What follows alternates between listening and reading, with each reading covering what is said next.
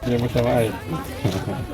Oh iya ini, kita hitung ini berapa lebar ini? Beberapa cara aplikasi ya, salah satunya dengan drone, kemudian dengan menggunakan knapsack. Nah ini untuk di perkebunan ternyata ada beberapa cara. Ya tadi saya bilang ada drenching. Kalau drenching itu kan dikocor ya, dikocor, disiram di piringan. Nah ada juga dengan sistem trunk injection. Nah trunk injection ini injeksi, jadi suntik ke jaringan tanamannya. Salah satu syaratnya adalah produk pestisidanya itu harus sistemik, jadi bukan kontak. Kenapa harus sistemik? Karena target dari pestisida tersebut targetnya ada di atas. Nah, kita gunakan insektisida untuk penanggulangan, misalnya nih kalau di proyek ini untuk ulat kantung, jadi ulat kantungnya di daunnya.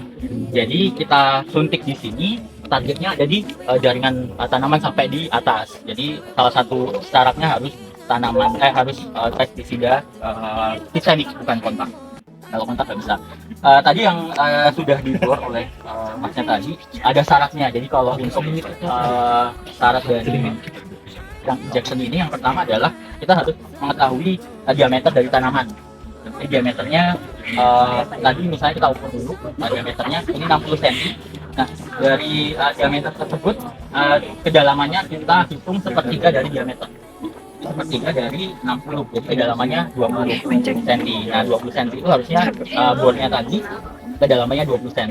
Kemudian arah dari pengeboran tadi, arahnya atau sudutnya itu harus 45 derajat. Ada yang tahu kenapa harus 45 derajat? 60 derajat? Oke, benar.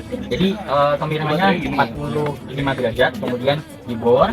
Setelah dibor, produknya kita hitung dulu. Jadi produknya kita hitung, kita campur air atau bisa dengan pekatan, tergantung dari rekomendasinya. Jadi bisa campur air dulu atau pekatan produk tersebut. Dikalkulasi berapa jumlah cc mililiter per pohonnya. Misalnya kita setelah kita hitung produknya itu kurang lebih 30 mili per per pohon. Kita suntikan, setelah disuntikan kita tutup. Biasanya kita bisa tutup kalau aplikasinya lebih dari satu kali, penutupannya nggak boleh pakai yang permanen. Kalau ini kan agak susah ya, nanti buka lagi. Jadi bisa dengan kayu, jadi kayu bambu atau kayu apa, misalnya nih kita bor, kemudian aplikasi 1 minggu kemudian yang aplikasinya lebih dari sekali itu pakai penutupnya misalnya pakai kayu. Tapi kalau aplikasi ini kebetulan hanya sekali, jadi boleh pakai yang permanen. Bisa pakai kapas, kemudian ditutup lagi pakai seperti ini. Nanti baru setelah itu kita lakukan pengamatan. Pengamatannya bisa, jadi sebelum kalau ini kan tanamannya tinggi ya, jadi tanaman tinggi ini kita nggak bisa counting. Jadi ulat kantungnya kan kita nggak bisa naik, terus kita counting, pre-counting kalau kita sebutnya pre-counting. Jadi sebelum aplikasi dan setelah aplikasi. Nah sebelum aplikasi cara pengamatannya bisa dua. Yang pertama adalah assessmentnya, kita sebutnya severity. Severity itu adalah persentase kerusakannya.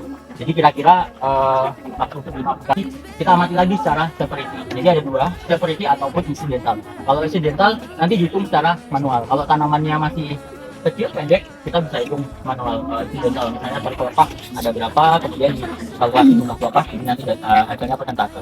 Tapi kalau udah seperti ini nanti kita ambil sampel, misalnya ini pelepah 1, 2, 3, 4, ambil 5, kemudian nanti kita amati kerusakannya berapa persen. Kita udah di lapangan, injeksi bisa saja, tergantung mungkin fogging atau pengasapan.